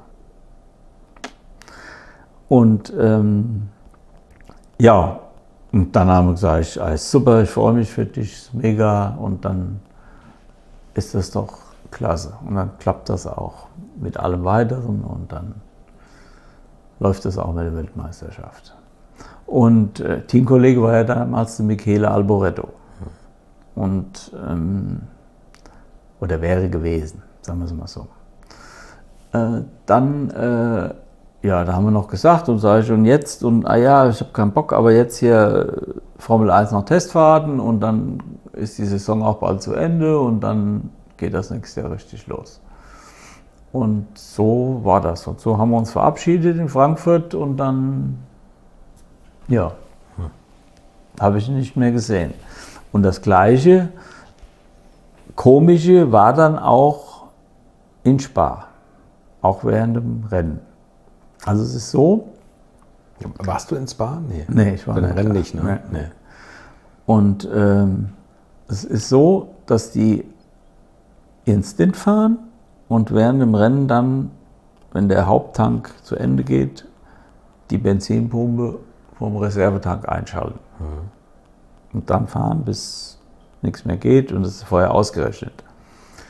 Wenn du dann in die Boxengasse kommst, bevor du das Auto abstellst, musst du die Benzinpumpe vom Reservetank wieder ausschalten. Das hat nie einer vergessen. Das ist nie gewesen. Und da vergisst der Thierry, das auszuschalten. Stefan ins Auto rein, Thierry raus, starten, getankt, Auto springt nicht an. Benzinpumpe. Na gut, also, dann fuhr die X vorbei. Auto ist dann angesprungen, Stefan fährt die Boxengasse runter, das war ja noch die alte Boxengasse. Und vor ihm unten wird rot gemacht. Also X ist noch durchgefahren und vor ihm wird rot gemacht. Das saß der mit so einer Krawatte im Auto. Warum wurde er rot gemacht? Ja, Weil Jackie X ein Belgier ist. warum? Keine Ahnung. Es sind alles Mutmaßungen. Ja, klar, es kommen so viele Aber Mutmaßungen Fakt zusammen. ist, so war's. Ja. Die Benzinbombe wird nie vergessen auszuschalten. Da ist es leider passiert. Und dann, weil sonst wäre er vor dem rausgefahren, Gibt es nichts zu diskutieren. Ne? war auch nichts, alles in Ordnung. Und so kam eins zum anderen. Und dann Runde. Dann hat er ihn eingeholt und dann kam es natürlich nach mehreren Runden zu den Verhängnisfällen. Unfall. Eine Sache verstehe ich immer nicht, oder das wird auch immer gesagt, dass Jackie X noch die blaue Flagge gezeigt bekommen hat, zum Überholen lassen sollen. Aber ich meine, die haben ja beide um einen Titel gekämpft oder um eine Platzierung. Stefan hat ihn ja nicht überrundet, oder? Nein, eine das blaue war ein Flagge Positionskämpfer. Ja eben, da kriegst du ja keine blaue Flagge gezeigt. Doch, also die kriegst du Ja? schon gezeigt, so nach dem Motto, Der ist schnelleres schneller. Fahrzeug ist hinter dir und will überholen. Aber du kämpfst ja um deine Position, lässt dich ja nicht vorbei. Ja, Ne? ja. Das- Aber das- es wurde eine blaue Flagge gezeigt. Okay, Ja, da hast du recht. Das stimmt. Hast du das im Fernsehen verfolgt, das Rennen? Nein. Also, Das wurde nicht im Fernsehen. Ich habe das, wurde nicht gezeigt. das war Zufall. Ich war mit meiner Frau damals in Heuchelheim beim Bäcker. Und warum, weiß ich auch nicht. Ich höre das nie. Ich habe HR1 eingeschaltet. Da wurde immer Sport, Fußball und alles. Und dann kam die Durchsage, Stefan Bellof schwer verunglückt in Spa. So. Hast du da gedacht, naja gut, das hat er vorher schon mal einen Spar gehabt, das hat er einen Nürburgring das gehabt? das war aber nicht so einerlei. Und dann rief der Peter noch an, aber wir hatten ja keine Bilder, es war ja nichts in irgendeiner Form. Der rief dann an auf dem Festnetz damals und ja. Er hat zwar noch ein bisschen beruhigt, aber Ja, war schon ich klar. habe das schon gedacht, wie es ist. Und wenn du im Nachhinein das siehst, dann weißt du ja. Das ist da nichts mehr zu machen. Ja, Jüngst ist ja Jochen Maas gestorben, leider. Auch viel zu früh. Wobei er natürlich sein Rennfahrerleben ausgelebt hat. Der hat sich ja damals das Auto mit Jackie X geteilt. Hast du mit ihm mal darüber gesprochen? Ich hatte mit ihm mal darüber gesprochen ja, der Jochen hat halt gemeint, es war vom Stefan halt nicht gut da zu überholen. Ja, das hat er sogar selber mal gesagt, ne? Dass man da nicht überholen kann. Es ist halt so, der Stefan hätte der auch nie überholt. Vor dem Rennen hat er diese Kurve genau erklärt. Gibt es auch auf YouTube, kannst du alles anschauen. Hat er genau erklärt, was das für eine Kurve ist und dass man da nicht überholen kann. Tja. Auf der anderen Seite hat er auch gesagt, um den Jakob fahre ich inzwischen Kreise. Ja, genau. Vielleicht ist ihm das auch zum Verhängnis geworden. Genau. Der Glaube an sich Ja, selbst. genau. Ich habe ja schon auch mit Jackie X ein Interview geführt und auch mit Walter Brun und Peter Reinisch und. Und immer wenn der Name Stefan Bellof fällt, sehe ich bei YouTube die Kommentare und alle sagen, Jackie X, der Mörder. Ich halte immer dagegen und denke so, der saß ja im gleichen Auto. Du kannst ja bei dem Tempo fast nicht kontrollieren, wer jetzt in der Leitplanke landet. Also ich denke immer, Jackie X hätte es genauso treffen können. Wie siehst du das? Also, ganz genauso. Also das, was dann passiert ist, das ist Schicksal. So genau, Carsten, wie du sagst, es hätte auch andersrum ausgehen können, dass sich der Stefan dreht und rückwärts hochrutscht und Jackie X frontal irgendwo einschlägt. Das ist das eine, ja. Aber das andere das ist Schicksal und der kommt nicht wieder, klar. ganz genau. Ja. Aber ich denke eben auch, und ich finde, wenn du das als Bruder auch so sagst, vielleicht irgendwie kühlt das mal das Ganze so ein bisschen ab, weil ich denke, ein Ground-Effekt-Auto bei der Geschwindigkeit, wenn es da zum Aufprall kommt, ist einfach fast nicht mehr kontrollierbar. Ja, das hat jetzt noch nicht mal was unbedingt mit Ground-Effekt zu tun, weil das ist sowas, wenn sowas aus den Fugen gerät, dann ist halt, das ist halt dann einfach Physik, das ist halt so. Da geht auch nichts mehr mit Lenken und Bremsen und allem nicht. Da ist nichts mehr. Das bist mal Passagier. Ne? Wenn so ein Ding da abgeht, wie du sagst, dann bist du Passagier. Was habt ihr dann gemacht? Seid ihr nach Spa gefahren noch? Oder habt ihr gesagt, das war nichts mehr? Ne? Nee. Ich nicht mehr. Ich dann musste dann die ganze Beerdigung organisieren und alles, weil das waren ja, hat es ja noch nie gegeben. Und in der Größe. Und das musste ja alles organisiert werden und gemacht werden. Und ich wollte es auch nicht mehr, weil der Rainer, der Dieter Stappert und der Bertram Schäfer, die waren auch noch mal am Sarg vom Stefan. Aber ich wollte das nicht mehr. Ja. Dieses Jahr jährt sich das zum 40. Mal. Wir haben ja eben schon kurz drüber gesprochen. Der Mythos Stefan Bellof ist eigentlich ungebrochen. Also ich habe fast das Gefühl, durchs Internet ist das einfach noch mal mehr geworden. Aber natürlich aus dem Rennfahrer, der aus einer Zeit kommt, wo es kein Social Media gab, wo es nicht so viel Videomaterial gab, zwar auch schon viel, aber nicht so übertrieben viel wie heute, wo alles runter gesendet wird. Wie erklärst du dir das, dass der Name noch so groß ist? Was hat ihn so ausgemacht? Ja, das sind zwei Faktoren, meiner Meinung nach. Also ich glaube, das ist auch so. Also einmal die sportliche Leistung. Egal was das war, der hat sich da reingesetzt. Und wirklich, aber das war von Anfang an bei ihm so, der hat sich reingesetzt und der war schnell. Das war das eine. Dann seine Art, seine Persönlichkeit. Der war immer gut drauf, der hat gelacht, der hat Spaß gehabt und das hat sich auf alle anderen übertragen. Dann war er sehr bodenständig, nicht abgehoben. Und nicht hier, ich bin irgendwas, sondern konnte jeder kommen und mit ihm sprechen. Und das gibt es in der Form heute nicht mehr.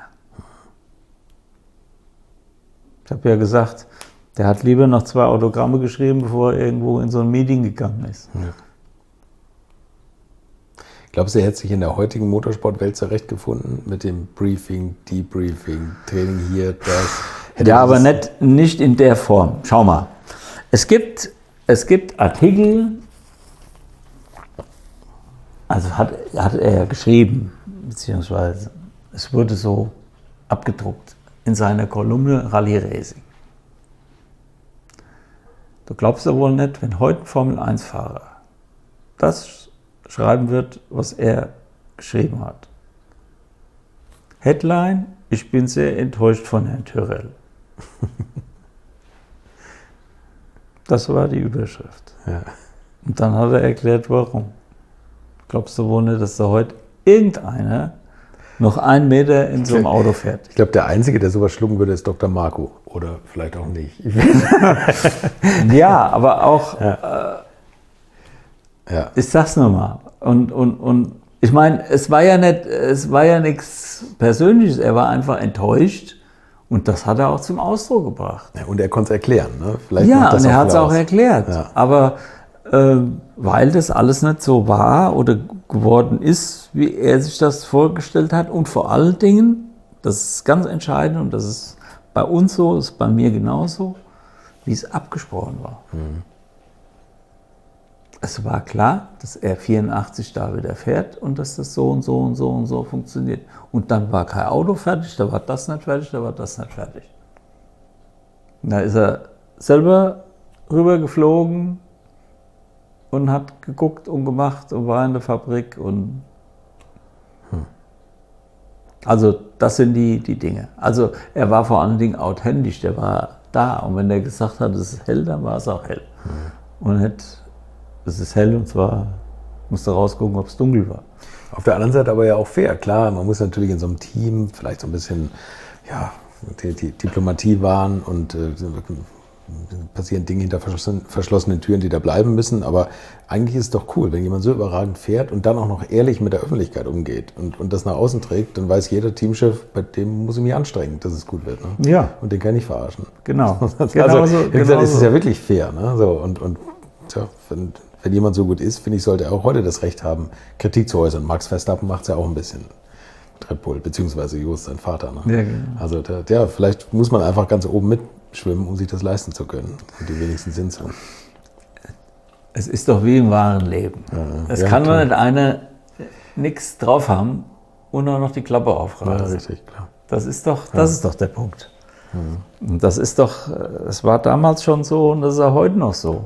Du musst ja erstmal Leistung bringen. Du kannst ja nicht einfach hier irgendwie was erzählen und fordert wollen und kriegst nichts auf die Kette.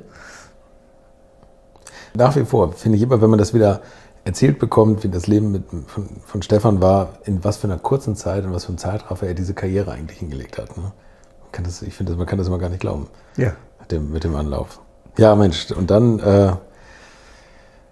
hat sich einiges geändert. Wie war das innerhalb eurer Familie, als er auf einmal nicht mehr da war? Also habt ihr überhaupt noch irgendwie was vom Motorsport hören können oder sehen können? Oder habt ihr gesagt, also jetzt wollen wir davon nichts mehr wissen? Nein, das war überhaupt, ich bin ja weiterhin dem Motorsport verbunden und schaue mir das auch an und kriege da auch was mit. Und wenn ich dann auch mit dem Franz Toast immer mal schreibe und telefoniere, das ist halt schön und das ist auch, aber das hat ja nichts mit der Persönlichkeit zu tun. Also mit dem, wie gesagt, das war halt einfach Schicksal auch. Und ich meine, es gibt auch viele, die, Bergsteigen oder sonst was vielleicht viel gefährlicher ist. Das ist ja... Inzwischen soll ja Reiten gefährlicher sein als Motorsport heutzutage. Ne? Ja, aber das ist einfach der Punkt. Ich meine, deswegen wenn du hier einen Unfall baust, deswegen fährst du trotzdem wieder mit deinem Auto im Straßenverkehr. Ja, das ist einfach so passiert. Ne? Ja.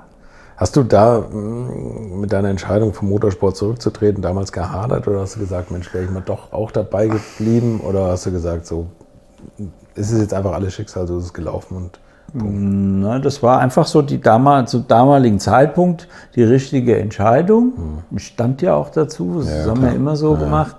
Und im Nachhinein bin ich ja dann auch immer noch mal was gefahren, ob jetzt historisch mit Porsche und Sachen, aber ich gebe das ja heute, mein Wissen und Können auch gerne weiter als Instrukteur. Und seit 2012 machst du das wieder, also ganz aktiv, oder? Du hast zwischendurch deine Praxis oder dein Dentallabor gehabt. Ja, genau. Und das hast du einfach aufgegeben, also du hast es selber aufgemacht und dann auch wieder zugemacht, als du in Rente gegangen bist. Du bist älter, als du aussiehst. Das du bist schon Großvater, das ist uns aber deutlich zu sagen. Opa Belloff hier. Genau. Ja, gerne. Und seit 2012 bist du als Instruktor unterwegs und man kann dich persönlich buchen, ne? Ja, also persönlich, dann bei den betreffenden Anbietern, wo ich tätig bin und 2012 habe ich dann als Instrukteur bei Porsche angefangen in der Sport Driving School und bis 19 war ich da und seit der Zeit mache ich sehr viel mit dem European Speed Club und bin da viel unterwegs. Im Winter auf Schnee und Eis, im hohen Norden in Lappland, Schwedisch Lappland und im Sommer quer durch Europa. Gibst du ein bisschen Belloff-Talent weiter?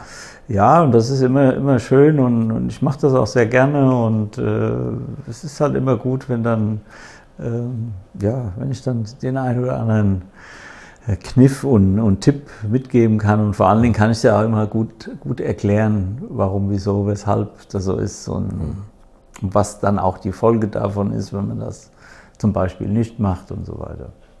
Wenn du bei Porsche warst, bist du mal selber so eine Gruppe C 956, 962 gefahren? Nein, nie. Hättest du mal die Möglichkeit gehabt? Das hat sich ja eigentlich nie angeboten. Ja. Also ich durfte damals auch mich schon mal reinsetzen und so, das war alles kein Thema. Also mit dem Cup-Auto durfte ich dann zu Porsche-Zeiten auch öfter fahren und mit sowas. Ja. Ja, mein Gott, also das ist echt immer schwer über Stefan zu reden, finde ich. Also das so lustig er war und so lustig er ist, aber das ist irgendwie, finde ich, immer ein besonderes Thema mit so einem ganz besonderen Ding. Gibt es noch irgendwas, was dir wichtig ist, was von Stefan in Erinnerung bleibt, was vielleicht noch nicht so in der Öffentlichkeit war oder wo du sagst, Mensch, da müssen wir mal ein Bild gerade rücken. Also er hatte auch andere Seiten, die wir vielleicht nicht so kennen. Ah ja, aber das ist einfach seine Also Persönlichkeit. Aber er war auch so und er war immer authentisch und es war immer so. Und deshalb ist das auch so. Ja. Dieser Mythos. Ja, absolut, zu Recht, wird immer bleiben. Ja. Schön, also hätte sich, glaube ich, einiges, wäre die Motorsportgeschichte anders geschrieben worden, wenn er 1985 das überlebt hätte. Ne? Stell dir vor, der wäre zu Ferrari gegangen.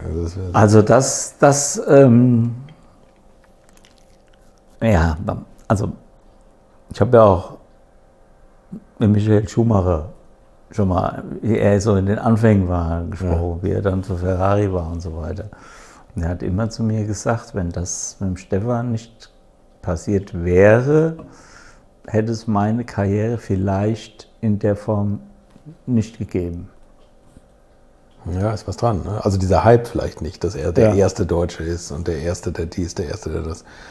Auf der anderen Seite, finde ich, hat Michael Schumacher natürlich, also nur weil Stefan bei Ferrari unterschrieben hat, hätte es ja nicht geheißen, dass er sofort Weltmeister wird. Also Michael Schumacher, wir haben es ja, ich finde, das kann man also gut sehen mit Sebastian Vettel und Michael Schumacher. Sebastian ist eben das nicht geglückt, was Michael Schumacher geglückt ist bei Ferrari und was ihn endgültig zum Mythos gemacht hat, ne? Dass er den Laden wieder quasi durch sein Zutun auch mit auf Vordermann gebracht hat. Richtig, dieses Team, was er damals hatte. Mit allem drum dran. Jean Todt, Ross Brawn, eben. Alles, was dazugehört. Ja. War Stefan auch so, dass er sich sein Team so, ja gut, du hast ja gesagt, mit Klaus Bischoff ist er auch danach gegangen und wusste schon, was die Mechaniker wert sind. Ne? Ja, aber durch seine Art, durch seine Persönlichkeit wollen die Jungs auch immer bei ihm schrauben. Ich meine, die haben ja für ihn gebrannt, egal. Ja. Ob das im Werksteam war, also bei Porsche, oder ob das bei Brun war. Die haben immer für ihn gebrannt. Ich meine... Der Klaus Bischoff hat das Auto immer so ein bisschen speziell für Stefan abgestimmt. Was brauchte Stefan für Autos? Oder was war das Besondere, was er aus Autos rausholen wollte? Ja, also es war zum Beispiel so, also ich weiß, dass sie dann am Nürburgring zum Beispiel auch das Auto ein bisschen tiefer hatten als die anderen. Wegen dem Ground-Effekt. Ja, aber der Klaus und der Stefan, die haben sich halt einfach nur angeguckt und die wussten, was nötig war. Was nötig war. Und so ist das. Ich meine, auch nochmal ein Beispiel am Samstag vor dem Rennen in Spa. Der erste Thierry ist die Zeit gefahren. Und ich dachte, Stefan an der Box und sagt, das gibt er gar nicht. Warum ist der so langsam? Also er hat dann so rumgemacht, das gab es hier normal auch nicht, aber die haben das gemacht. Ich will jetzt noch mal fahren. Also haben die das Auto nochmal, also Peter, Stefan, das geht jetzt nicht. Kannst du? Doch, ich will jetzt noch mal fahren. Und dann ist er mit dem, bis das Auto reinkam, mit den abgefahrenen Reifen, ist er die gleiche Zeit gefahren mit abgefahrenen Reifen wie die Thierry mit den Qualifiers vorher. Und ist er nach 2 Runden reingekommen und hat gesagt, alles gut, ich brauche nichts mehr. Und das hätten die auch für keinen anderen gemacht, dass die einfach nochmal gesagt haben, okay, dann fährst du nochmal. Gibt es heutzutage einen Fahrer, der dich an Stefan erinnert, von der Art her? Das ist immer schwierig. Also, weißt du, das ist ja so, Carsten, da gibt es immer mal, und das ist immer so ein Auf und Ab. Und es hat alle Teams getroffen, das ist bei allen so. Es gab eine Hochzeit von McLaren, es gab eine Hochzeit von Williams. dann waren die wirklich ziemlich weg. Dann war Red Bull ganz extrem stark, dann Mercedes, dann wieder Red Bull. Ferrari, seit Michael Schumacher, schwimmt immer irgendwo, werden immer groß angekündigt und dann kommt da nicht allzu viel. Ob das jetzt taktische Dinge sind oder vom Auto her oder was auch immer, manche Dinge, wo du sagst, das gibt's doch gar nicht. Was ist denn das für Strategieplanung und so weiter. Also, du siehst es jetzt, McLaren ist jetzt wieder top und die waren auch, Williams kommt auch wieder langsam nach vorne. Die waren ganz hinten, also ja. Immer ein Auf und Ab, aber ein Fahrer oder so, wo du sagst, Mensch, der ist wie Stefan, da fällt der gar nicht. Das gibt's ja das auch gibt's nicht. nicht mehr. Ja, du, also Goa, das hat mich wahnsinnig gefreut, dass wir da mal so ausführlich jetzt endlich mal drüber geredet haben. Sehr gerne, sehr gerne. Mich auch, du weißt ja. Ja, wir laufen uns ja hin und wieder mal über den Weg. Müssten uns Glück. noch öfter über den Weg laufen, aber Zum vielleicht schaue ich mal, wo du mal als Instruktor unterwegs bist und dann kannst du mir mal das Dilettantentum ein bisschen austreiben. Das machen wir gerne. Okay, Goa, die letzten 50 Liter Sprit, du kennst die letzte Frage. In welchem Auto und auf welcher Strecke würdest du die verfahren, wenn jeder nochmal 50 Liter Sprit bekommen würde? So für seine Also ich persönlich würde auf die Nordschleife gehen. Okay. Mit welchem Auto? Ja, so soll schon ein bisschen was Vernünftiges sein. So ein GT3 RS oder sowas in der Richtung. Das klingt gut. Hast du mal das Bedürfnis oder würdest du gerne mal einen 956 fahren? Wenn es sich mal ergeben sollte, aber das ist... Du würdest es nicht ablehnen, muss ja, man sagen. Okay, vielleicht ergibt es ja nochmal. Man weiß es nie. Gut. Goa, vielen, vielen Dank. Sehr gerne, mein Lieber. Infos, Bilder und alles Wissenswerte unter der Internetadresse www.alte-schule-podcast.de